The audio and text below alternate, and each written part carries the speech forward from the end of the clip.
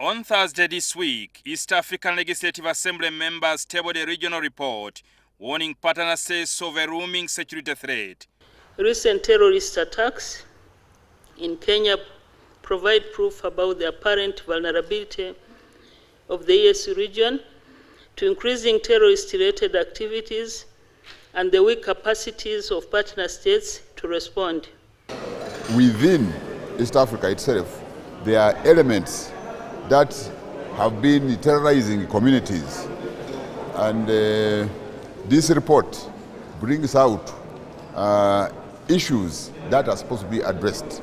3 days later, Uganda is now victim of a terror attack which claimed a life with others injured at a pork joint in Komamboga, a Kampala suburb. In 2010, over 70 people perished in a terror attack at Chadon Rugby Club. In the aftermath of this attack, security agencies intensified their vigilance and directed at all public places to have security equipment and check everyone going through. But since COVID-19 hit the country in March 2020, the attention is now checking for COVID-19.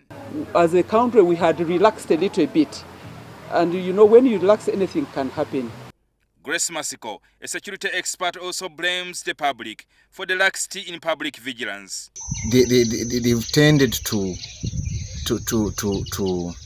get diverted from the threats of terrorism. For instance, now the body searching at premises is no longer done the way it should have been. Last week, the police assured Ugandans that they would beat any terror threat against Ugandans. But I want to assure Ugandans that our counter-terrorism teams have, since 2010, thwarted several plots, both foreign and domestic. Since the double attack of 2010, you remember? This thing happened during curfew hours. What does this mean? It means that we have forgotten the SOPs. It means that we have forgotten the guidelines that government has put in place. It means that also police has relaxed a little bit. They have to give us answers why they were not stopping other places from operating beyond the curfew hours. They were not doing what they were supposed to do. So we are going to investigate. Local leaders in the area also have a role to play. Even the client themselves, why should you go to a place knowing very well that the safety and security measures in place are not that sufficient? The chairperson of the Parliamentary Committee on Defense and Security, Rosemary Nyachikongoro, says Parliament is calling for enhanced vigilance, assuring security agencies of support. If it means beefing up security with more cameras in the city, particularly in Kampala where terrorists are targeting populated areas, we are going to do it as Parliament. It may not be so easy to detect their movements, their activities.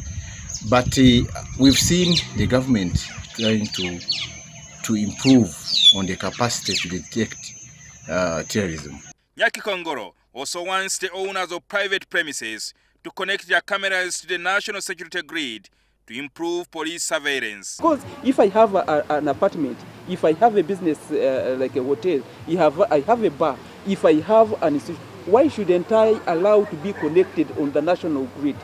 However, she acknowledges that several private Ugandans cannot afford. The expense, definitely we will bring it on the floor of Parliament. Jingo Francis, NTV, Weekend Edition.